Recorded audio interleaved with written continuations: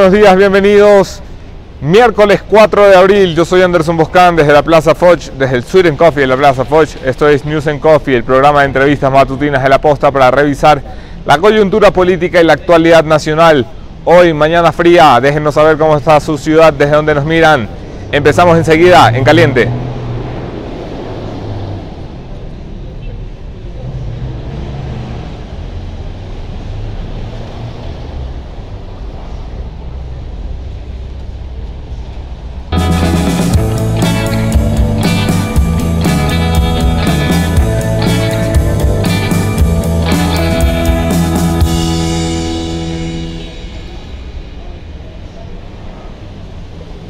La ministra María Elsa Viteri, ministra de Finanzas, que se ha estrenado con su plan económico la noche del lunes, ha anunciado ayer que pondrá todos los esfuerzos en la renegociación de la deuda. Las primeras reacciones, como lo comentábamos ayer por la mañana, son bastante positivas. Hay consenso en el plan, en la línea maestra que traza el plan. En lo que no hay consenso es en la aplicación, en la fórmula de llevar esto de los dichos al hecho, en la presentación de los proyectos de ley que estarán a cargo de cada uno de los ministros. En caliente también, nuestros colegas cumplen el 9º día de secuestro, el 9º día en cautiverio. Exigimos, como cada mañana, la liberación de Efraín, Paul y Javier. Esta mañana hemos amanecido en Ecuador con una noticia vinculada al narcoterrorismo. En Viche, Quinindé, Esmeraldas, ha estallado un dispositivo, un artefacto a la 1:53 de la mañana, según un comunicado oficial de gobierno de última hora. La intención probablemente, según las autoridades de la zona, era dinamitar un puente en la población de Quinindé. No ha habido daños ni estructurales ni humanos, pero sí un nuevo bombazo. Este es precisamente el tema que tratamos esta mañana. Mi invitado de hoy es Mario Pazmiño, coronel, retirado de inteligencia ecuatoriana, una de las voces más autorizadas para hablar de lo que pasa en la frontera. Los invito a acompañarme, esta es la entrevista.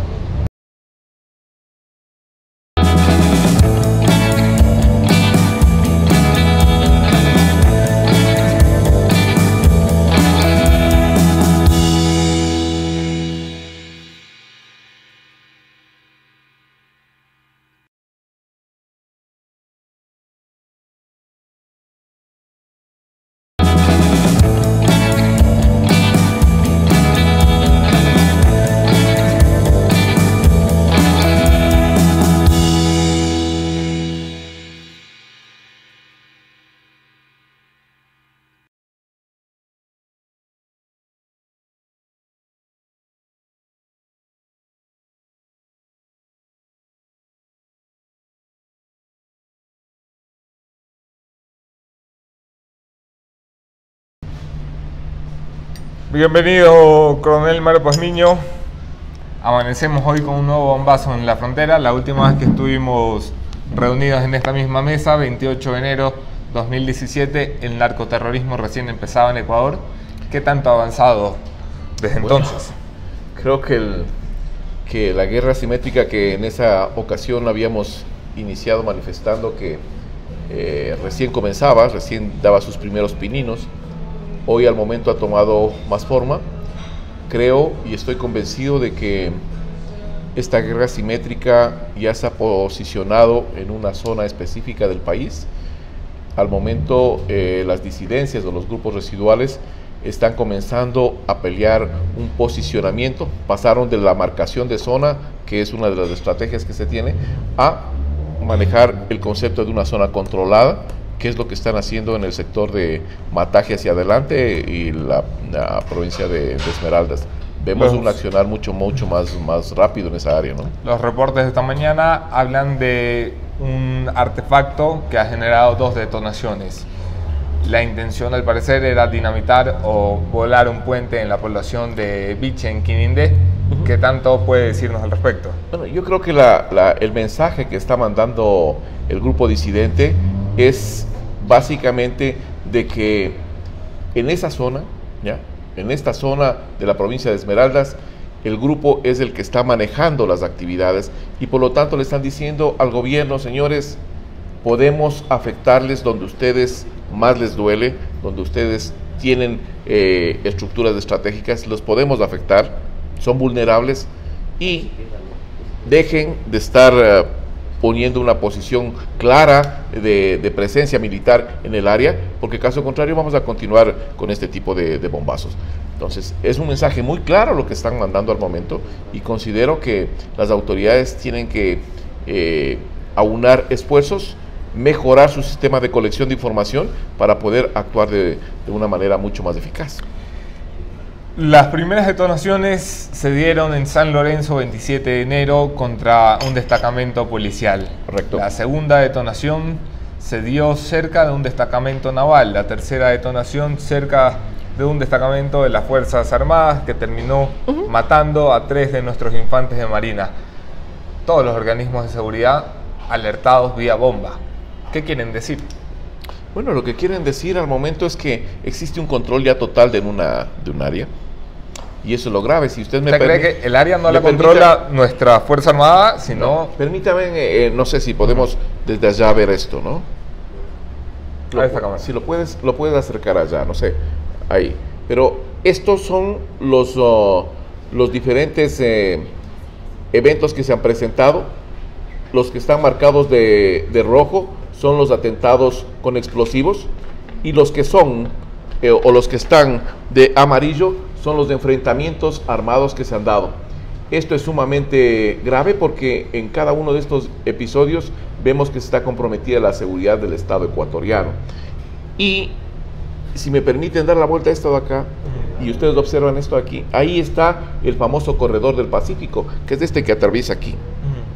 Lo voy a, no sé si está más claro así, pero el Corredor del Pacífico ahí es el que marca la presencia de estas organizaciones residuales desde Tumaco hacia el sector de Perú, acá abajo, ¿no? Las estrellas rojas son los lugares donde había detonación. Son los actos de terrorismo. O sea, ahí está Borbón, está Mataje, está el camión militar. Porque todos los actos de terrorismo se hacen utilizando la estructura vial del Ecuador. Claro, o sea, que esta gente no está entrando por la montaña. No, están sobre ciertas áreas que son pobladas, porque el mensaje tiene que ser muy claro.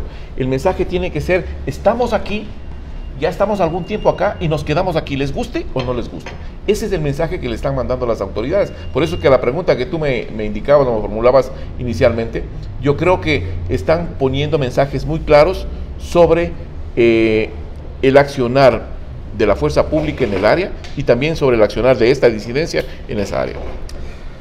Hace 9 días nos secuestraron a 3 ecuatorianos, coronel Pazmiño. 3 colegas periodistas en la zona de Mataje, haciendo lo que hace un periodista, tratando de informar. Fueron secuestrados, y el país ha vivido ayer momentos espeluznantes al recibir las imágenes de nuestros colegas encadenados, dando un mensaje pidiendo su liberación, pidiendo un intercambio de prisioneros. Ya vamos a ir punto por punto. Lo primero y lo más importante, ¿ve usted alguna posibilidad real en este momento de que nuestro Estado pueda recuperar sano y salvo a nuestros colegas? Yo veo una posibilidad muy remota de que se dé esta situación. Creo que las condiciones han variado. El tipo de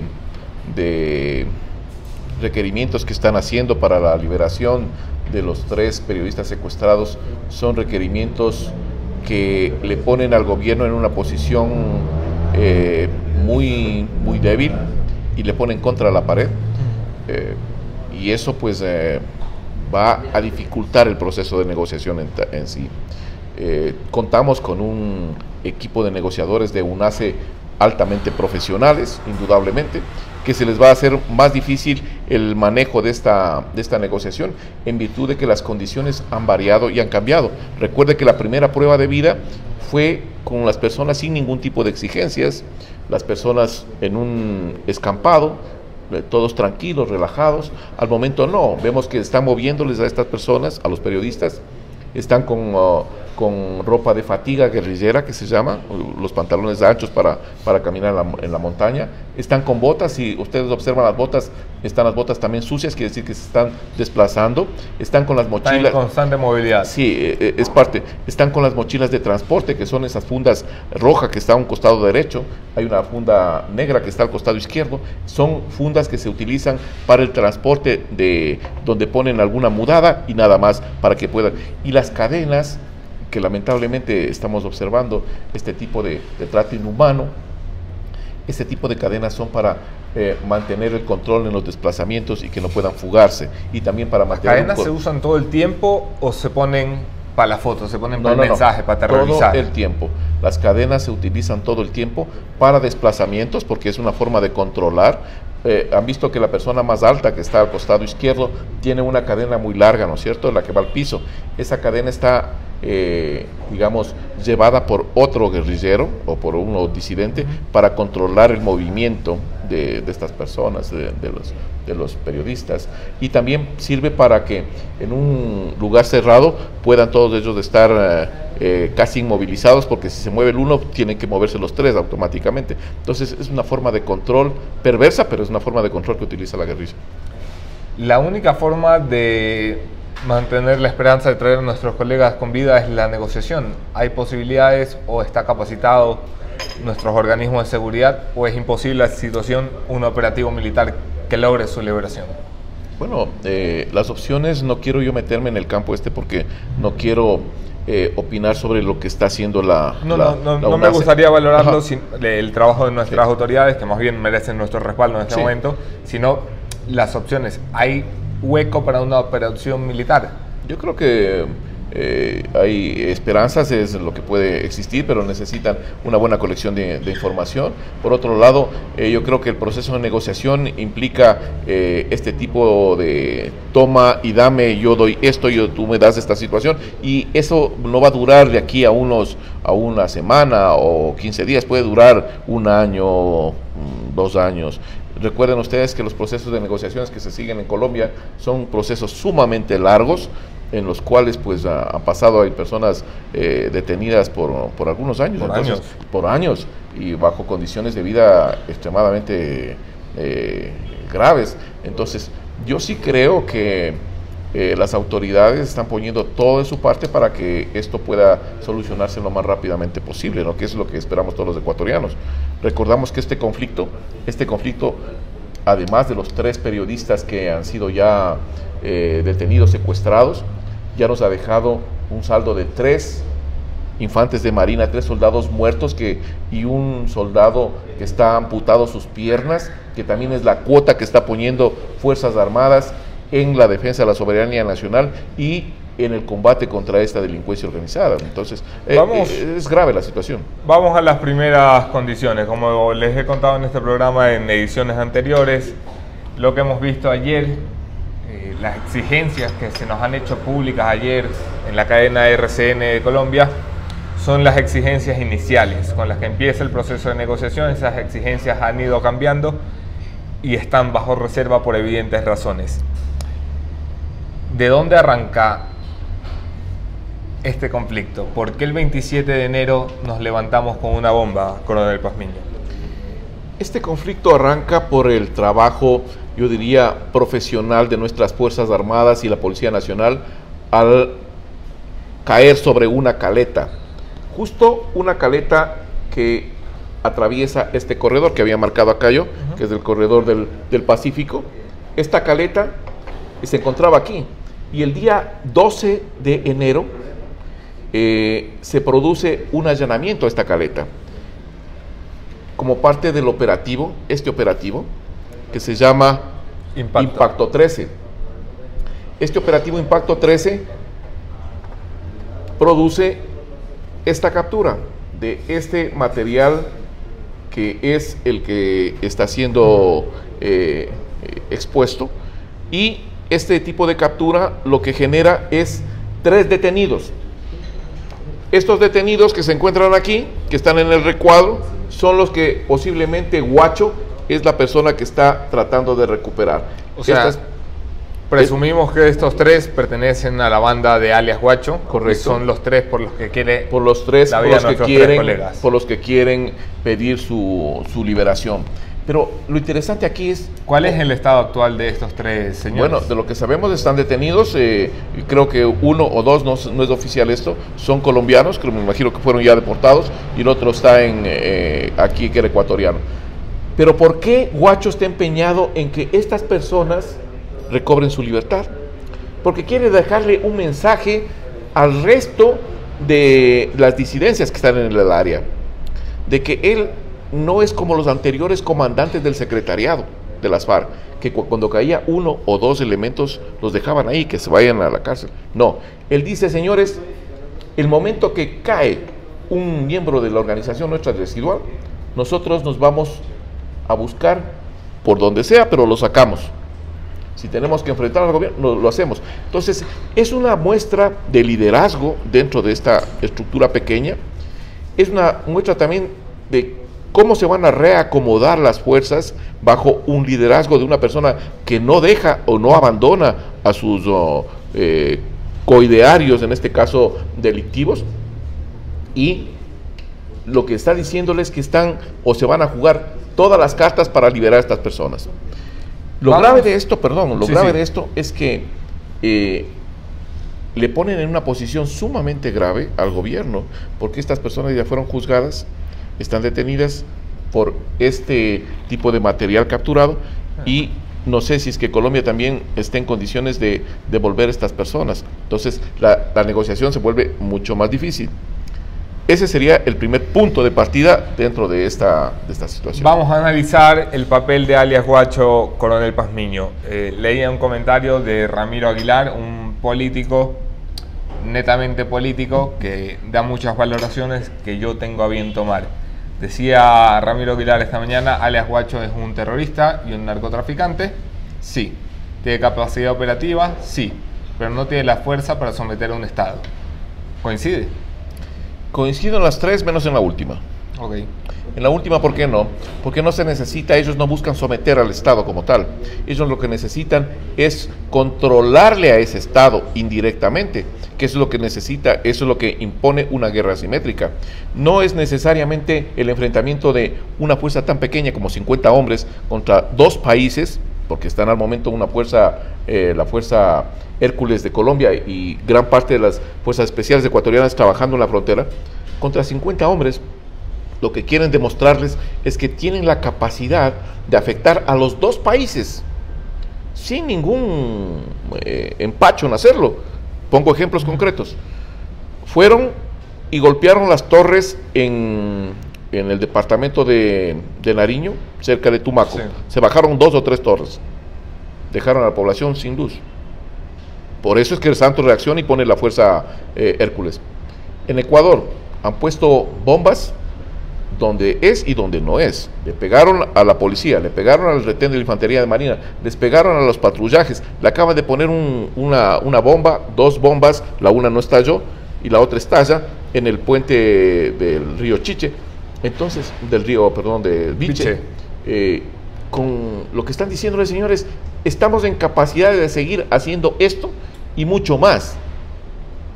Ese es el mensaje que le están mandando estas disidencias al gobierno central. ¿Cuántos hombres pueden acompañar a Guacho? ¿De qué tamaño son estas unidades regularmente? Estas unidades de disidencia, al momento, a ver, hay en la frontera aproximadamente 14 de estas unidades, más o menos unos 1.200 hombres, que serían el volumen de las columnas 37, 47, 17, 48, 29, la 2 y la Teófilo Ferrero, que eran parte de las estructuras de las FARC. Gran parte de estas columnas no plegaron al proceso y se vincularon como disidencias en el área. Lo que está pasando al momento es que están tratando de reubicarse en la zona y posicionar un nuevo liderazgo, quien controla a todas estas organizaciones. Eso es lo que está pasando al momento en el área. La Fiscalía investiga, y esto lo sé por buena fuente, investiga la posibilidad de que alias Guacho, sí, sea quien dirige este grupo de disidencia, sí, sea quien opera en la zona, pero no sea la cabeza de una operación que va mucho más allá de sus capacidades. Me explico mejor. La Fiscalía tiene la teoría de que alias Guacho maneja la zona de la frontera norte con Colombia, pero a órdenes ya de un cartel de droga mexicano. A ver, aquí hay un punto importante. ¿Qué le interesa a un cartel de la droga? ¿Le interesa todo este revuelo que se está armando en la frontera?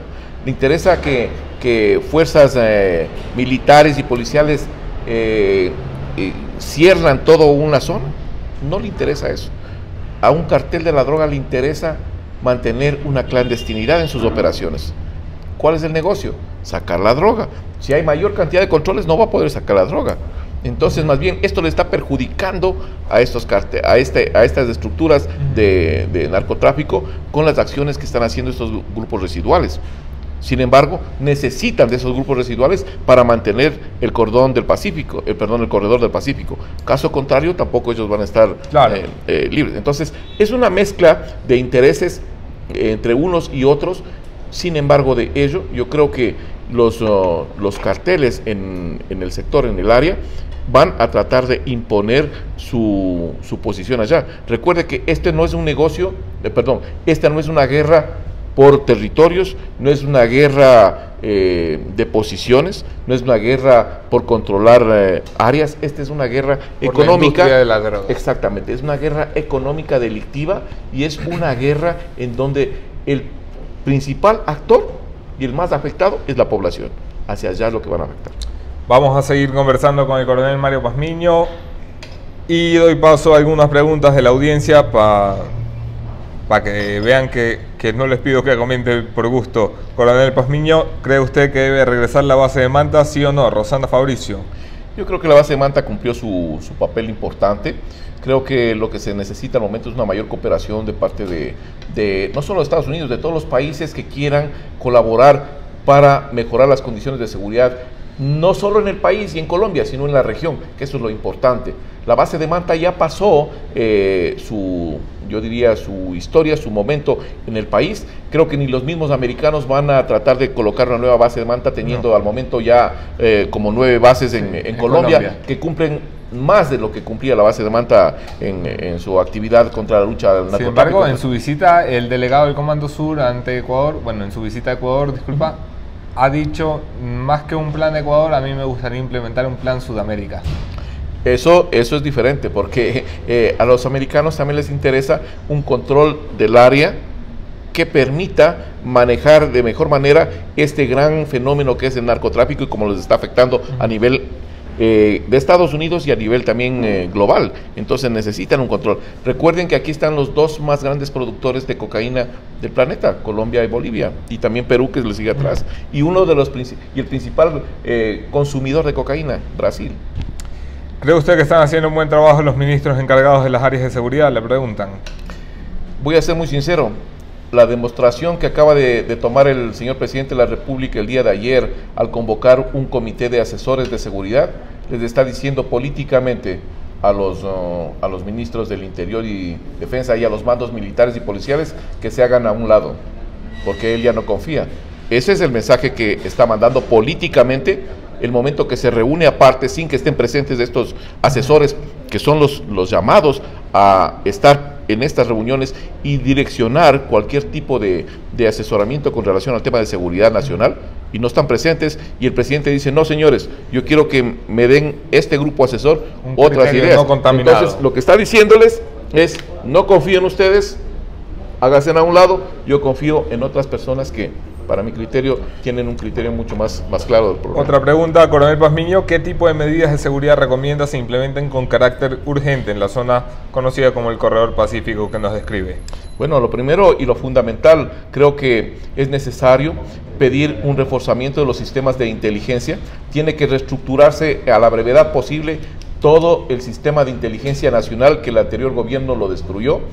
Recordemos que durante cerca de 25 años tuvimos una estructura de inteligencia en la frontera sumamente buena, y no lo digo yo por haber sido el director de inteligencia. Échese flores, tranquilo. No. Lo digo porque lo reconocen a nivel regional y Perú era uno de los que más decía que la guerra del CENEPA lo pierde por el sistema de inteligencia ecuatoriano, y entonces no es que lo diga yo, pero esa sería una medida. La otra medida, tiene que cambiarse rápidamente esta legislación de migración, migratoria que tenemos, de apertura de puertas abiertas, en la cual entra todo mundo sin un control. Tiene que haber un control, y eso es lo importante. Esto no quiere decir que evitemos que ingresen gente colombiana, venezolana, cubana. No me voy a ese punto, sino que tiene que haber un control para ver quién entra y quién no entra. Claro, eso es importante. Si evita que entren venezolanos, se queda sin entrevistador, para comenzar, ¿no?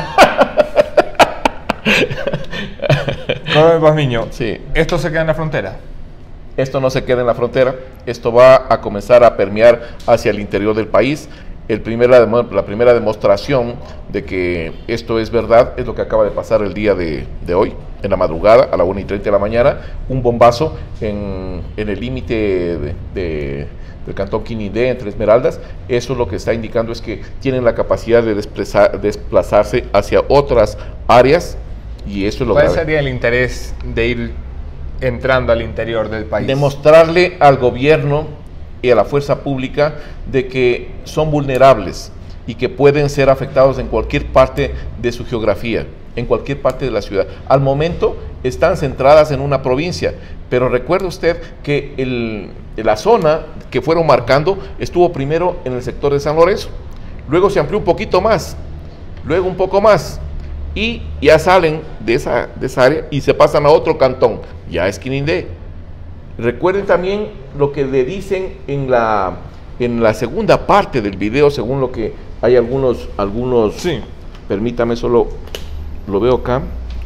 Lo que le dicen es lo siguiente, que necesariamente van a continuar este tipo de acciones en la frontera. Fíjese lo que le dicen, y esto está tomado de la redacción del Expreso, con relación a la segunda parte del video. Dice lo siguiente: los secuestros de civiles no van a parar, los ataques en territorio ecuatoriano no van a parar, siempre y cuando el gobierno de Lenín Moreno no anule ese convenio que firmó con Colombia. Entonces, lo que están diciendo... ¿Se refiere al convenio de lucha contra el terrorismo y narcotráfico firmado de las operaciones conjuntas? Sí, correcto. Ese que le dijimos al gobierno que estaba haciendo mal, que Colombia siempre quiso, por todos los mecanismos, de involucrar al Ecuador dentro del conflicto colombiano. Nosotros siempre manteníamos la tesis de que es un conflicto colombiano, que es el conflicto del pueblo colombiano, y que nosotros íbamos a precautelar nuestras fronteras y evitar meternos en ese conflicto. Siempre lo mantenemos así. Va el gobierno y suelto de huesos, como se llama acá coloquialmente, lo que hace es decir: señores, ¿saben qué? Vamos a hacer operaciones conjuntas. Una locura. Vamos a utilizar destacamentos comunes para hacer operaciones. Tienen que modificar el artículo 5 de la Constitución, que prohíbe estas situaciones, y por eso sacaron la base de Manta. Tiene, por otro lado, que garantizar, y sería grave, y modificar algunas leyes, porque en el momento que se den este tipo de operaciones van a haber también muertos, del uno y del otro lado. Y lo más grave de todo es que el momento que nos declaramos aliados del conflicto colombiano, le estamos diciendo al enemigo natural de ese conflicto, que es la guerrilla, los que quedan todavía ahí, que son estas disidencias, que son el narcotráfico, que son los grupos... que también somos su enemigo. Que también somos su enemigo. Entonces, no es que solo vamos a atacarles, pues, también vamos a tener que recibir los efectos de ese enemigo. ¿Cree usted que se debería declarar ya un estado de guerra en Ecuador? Pregunta Luis Erazo. Yo creo que lo que se tiene que declarar, y en eso estoy de acuerdo con el presidente Lenín Moreno, es el estado de excepción, tiene que agrandarse, pero aquí hay una cosa importante. Dejen de estar formando comisiones de seguridad de la frontera, comisión de seguridad de San Lorenzo, comisión de seguridad. Le forman comisiones por todos lados. O sea, aquí la burocracia no funciona. Esta es una cosa técnica. Entonces, pongan ahí un militar que maneje todo el tema de la seguridad en el cantón o en la provincia, y dejen la responsabilidad directamente a un mando militar. ¿Por qué un mando militar? porque al momento las operaciones son de conducción militar, no son policiales. Ahí también hay otra falla tremenda. El ministro del Interior tiene que estar encargado de la seguridad ciudadana. Esa es una de mis preguntas continuas. ¿Por qué se encarga de esto el ministro del Interior y no a su natural el ministro de Defensa? Porque hay un desconocimiento total de la doctrina. Esto no funciona así. Cada ministerio tiene su responsabilidad. El ministro de Defensa tiene la responsabilidad de la soberanía y la integridad territorial, y cuando hay una amenaza que está afectando esa territorialidad, él es el responsable. En el caso del Ministerio del Interior, él es responsable de la seguridad interna y de la seguridad ciudadana. ¿Qué es lo que pasó con el tema de los secuestradores, del secuestro? Lo que estamos viendo es que el ministro dice que llegaron hasta un retén, pasaron el retén y se les advirtió de que no vayan más allá porque esa es una zona que estaba vedada, una zona peligrosa. Que yo sepa, en el país no hay una zona de exclusión donde tiene que... Estamos ante un Estado que actúa como si hubiera un hoyo negro en nuestra frontera, con un territorio que no controlamos. Exactamente. Ellos deben garantizar el libre tránsito en este país. Ellos tienen que garantizar el patrullaje de la Policía Nacional en carreteras, es perfecto. Pero recuerden que su misión, señor ministro del Interior, su misión es la de proporcionar la seguridad ciudadana, y la seguridad ciudadana se la demuestra y se la realiza con una presencia física en cada caserío, en cada parroquia, en cada cantón, en cada provincia, con destacamentos policiales activados, no desactivados. Ese es verdaderamente la misión que tiene que estar cumpliendo. Paul Navarrete le pregunta: ¿cree usted que las Fuerzas Armadas ya se encuentran contaminadas? Yo creo que las Fuerzas Armadas no se encuentran contaminadas, creo que son unas Fuerzas Armadas muy profesionales, con una buena capacidad y un buen entrenamiento. Lo que les falta es un equipamiento adecuado para esta guerra convencional. ¿Qué equipamiento le falta? Esta guerra asimétrica. Fíjese, están con armamento que no es el apropiado para esta guerra. Si usted ven las fotografías que están en internet, porque no es nada oculto aquí, y vean el tipo de armamento que tiene Huacho y su seguridad, y los guerrilleros que están con él. Todos tienen fusiles especiales con mira telescópica y con lanzagranadas incluido en el fusil. Los nuestros soldados tienen fusiles solo de asalto, necesitan mayor potencia de combate, necesitan cascos que tengan comunicación entre todos los equipos para saber dónde están las armas, necesitan visores nocturnos, porque los patrullajes no solo se las realiza en horas de la mañana, tienen que hacerse en la noche. Sistemas de comunicación mucho más seguros, sistemas de drones que permitan adelantarse a las operaciones, necesitan helicópteros artillados para apoyar a este tipo de... O sea, un sinnúmero de cosas que tienen necesariamente que ir tomando en cuenta las autoridades para potencializar a estas Fuerzas Armadas que están debilitadas. Nuestras Fuerzas Armadas están preparadas para la guerra con guerrillas, pregunta José María Vázquez. Ya ha respondido en algo el coronel Pazmiño. Están bastante preparadas, lo que no están es bien equipadas. Entramos a la recta final de la entrevista con el coronel Pazmiño. Coronel, ¿qué espera que pase en los próximos días ante un Estado que ha empezado a reaccionar y le ha entregado la iniciativa al terrorismo y al narcotráfico? Que es que ahora la única forma de que el Estado haga algo es que nos meta un bombazo o nos secuestren a alguien. Yo creo que esto va a continuar, la escalada recién comienza, vamos a tener mayor cantidad de incidentes de este tipo de guerra asimétrica, hasta que el gobierno comprenda que este tipo de guerra no se la combate con una presencia militar de magnitud abrumadora en la frontera, no. Aquí lo que se maneja para este tipo de guerras asimétricas son sistemas de inteligencia altamente profesionales, sumamente equipados. Y otra cosa, es la participación del Estado, con políticas de desarrollo y seguridad en la frontera. Y esto va para los dos estados, porque los dos estados han abandonado la frontera y han dejado a los habitantes de la frontera a la buena de Dios, para que estos grupos vayan y exploten a esos habitantes. Eso es lo negativo. Los familiares de los secuestrados piden que el gobierno colombiano intervenga, que el gobierno colombiano tome sus responsabilidades. ¿El gobierno colombiano las está tomando o las está evitando? No, yo creo que al momento el gobierno colombiano lo que ha hecho es una presencia fuerte, fuertísima, con una fuerza móvil altamente especializada en el área. Esa área se va a convulsionar mucho más. Yo creo que lo que se está generando es una complicación para el proceso de negociación, porque mientras más operaciones se desarrollan en el área, estas personas tienen que estar desplazándose y moviendo a los secuestrados hacia diferentes lugares para no poder ser detectados, y eso va a complicar mucho más la negociación por un lado y mucho más la seguridad también por otro lado. Los colegas que están secuestrados, hablo por supuesto de Javier, hablo de Efraín y hablo de Paul, llevan 9 días en cautiverio. Había prometido que este cartel se mantendría aquí hasta que nuestros colegas estén de vuelta. Cuando decimos que nos faltan 3, y aunque este no sea el tema de todos los días en la entrevista, para que siempre tengan presente, este es el tema más importante para nosotros, no porque son periodistas, sino porque el secuestro es una condición que el Ecuador no había vivido, y hace 9 días no están secuestrados 3 periodistas y 3 ciudadanos, está secuestrado un país. Está secuestrado un país en su tranquilidad de poder seguir siendo una nación de paz. Pero yo creo que además del secuestro físico de las personas, el mensaje que están mandando también es del secuestro a la comunicación, el secuestro a que los ecuatorianos estemos informados de lo que está pasando. Eso es lo grave. ¿Por qué los periodistas son un blanco? Porque recuerde que son las 3 estrategias que están claramente definidas dentro de una guerra asimétrica: causar la mayor conmoción y terror en la población, que es el 1. El segundo, que es que la fuerza pública reaccione y no accione. Y el tercero es que los medios de comunicación magnifiquen y puedan crear un clima de inseguridad. Si es que esos comunicadores son el blanco, entonces esto se va a magnificar mucho más, y eso es lo que estamos viendo al momento. Madre mía.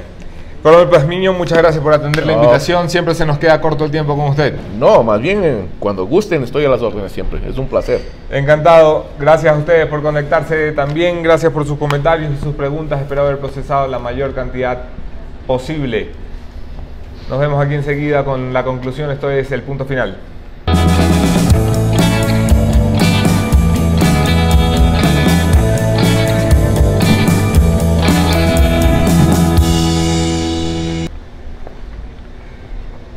Hoy el asambleísta Esteban Bernal pretende entregar a la justicia lo que ya todos sabíamos sin necesidad de documentos: un informe de Contraloría que establece la larga medida que tiene el dedo largo de Gustavo Yaik, el presidente del Consejo de la Judicatura. Un informe de Contraloría que establece que nuestros jueces y fiscales, como presumíamos y sabíamos y hoy documentamos, han sido puestos a dedo, que se ha escogido a los que tenían menor puntaje, a los que ni siquiera se podía escoger. Un informe de Contraloría que misteriosa y mágicamente se ha bajado de la web de la Contraloría y no se puede ni siquiera revisar. El informe original será entregado esta mañana por el asambleísta Bernal en un acto notable de su parte de seguir buscando la bala de plata para derribar a uno de los personajes más nefastos en la democracia ecuatoriana, no por ser el señor Yaik, a quien considero un caballero, sino por ser un sistema de total control de la justicia, un sistema que ha permitido que se desbarate la independencia de funciones. Si en este país queremos avanzar en recuperar el dinero que se ha llevado a la corrupción, si en este país queremos avanzar en poder ponerle freno al narcotráfico y el terrorismo que hoy acosan la frontera y pronto acosarán la tranquilidad del resto del país, es necesario que el sistema de justicia sea tan fuerte y tan independiente como siempre hemos querido que sea. No este mamotreto que nos han vendido en los últimos años. Esa oportunidad de cambio no está solamente ya en el Consejo de Participación Ciudadana de Transición, está ahora en la justicia. Las medidas cautelares permitirán que Gustavo Yaik no pueda llevar adelante, al borde de la condena, un proceso de selección de 7.000 autoridades. O sea, Gustavo Yaik, antes de irse, antes de ser destituido por el Consejo de Participación Ciudadana de Transición, si así lo decide, quiere dejar puesta una estructura de 7.000 funcionarios en Fiscalía y Cortes que se convierta en ¿qué, Gustavo? En un sistema de impunidad. Eso debe frenarse y debe frenarse ahora. Estamos a tiempo. Incluso la Fiscalía subrogante está en manos de ese proceso. No dejemos que un Consejo de la Judicatura cuestionado nos diga que va a renovar la justicia a última hora. Nos vemos aquí mañana. Otro tema, otro entrevistado, mismo entrevistador. Soy Anderson Boscan desde la Plaza Foch.